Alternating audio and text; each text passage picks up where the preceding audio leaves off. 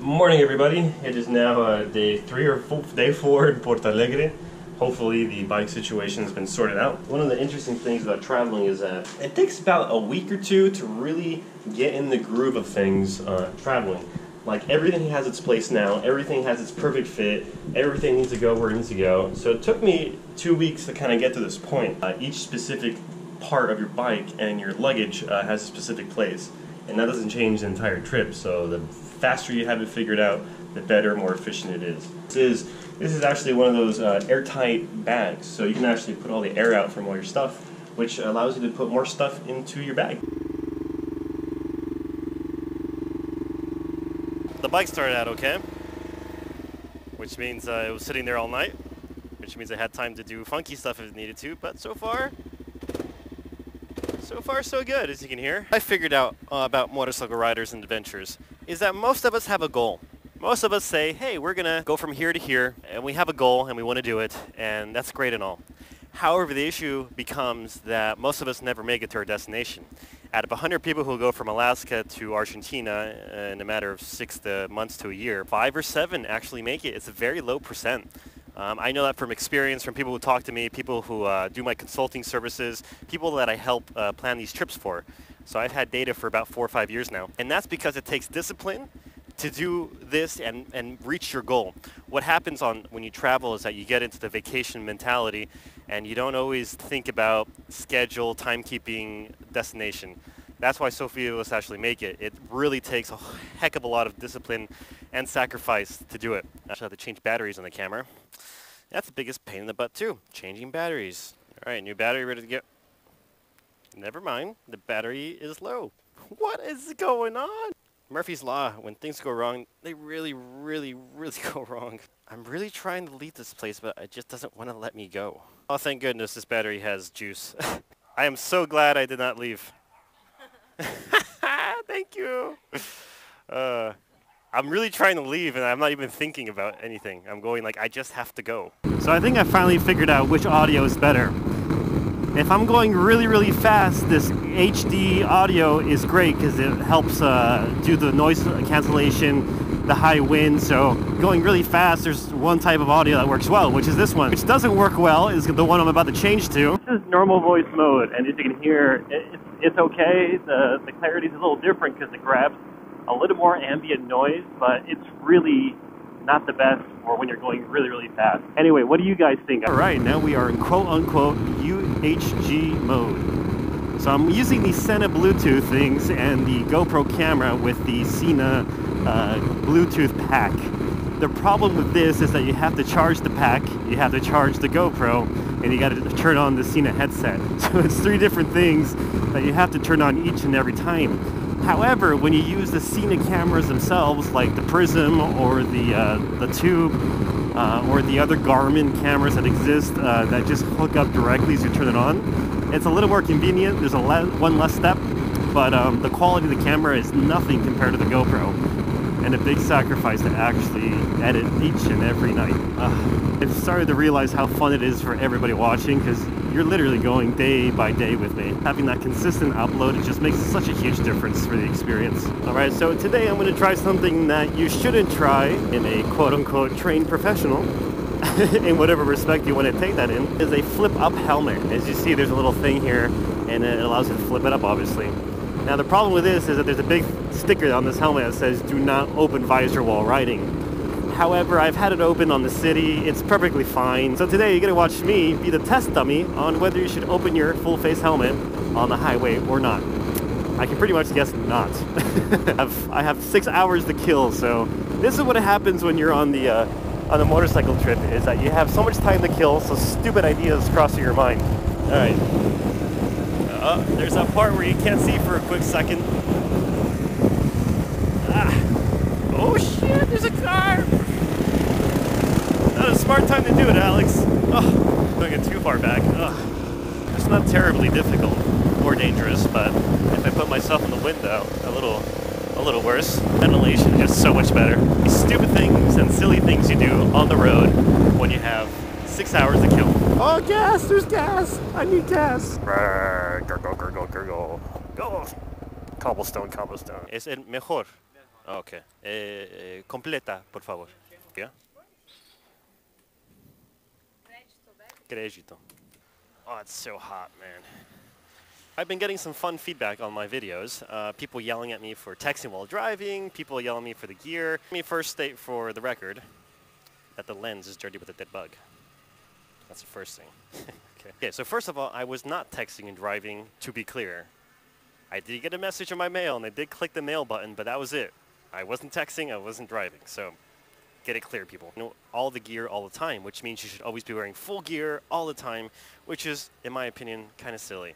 If you're in the tropics, if you have a small scooter, if you're in a third world country, you're not going to have the money and the time for full gear. Realize where you are. Obviously, you got a big bike and it's heavy. With a jacket, and I'm with these kind of thin pants because it's just too hot for those pants for me. So I will take a little bit of comfort with a little bit of safety. It's way, way better. Less overheating. So the idea of all the gear all the time is a great idea, but it's just not always applicable on the road. Appreciate everybody looking out for me. Thank you so much for looking out for my safety. Life is about risks, balance, and comfort, and being safe. And I take the safest precautions on the other things that I need to. And I think I can handle a crash if needed to in these pants and this jacket, which I have before. And the times I've crashed on the highway going 70 miles an hour, 80 miles an hour, because I got a front flat tire immediately. Long story behind that one.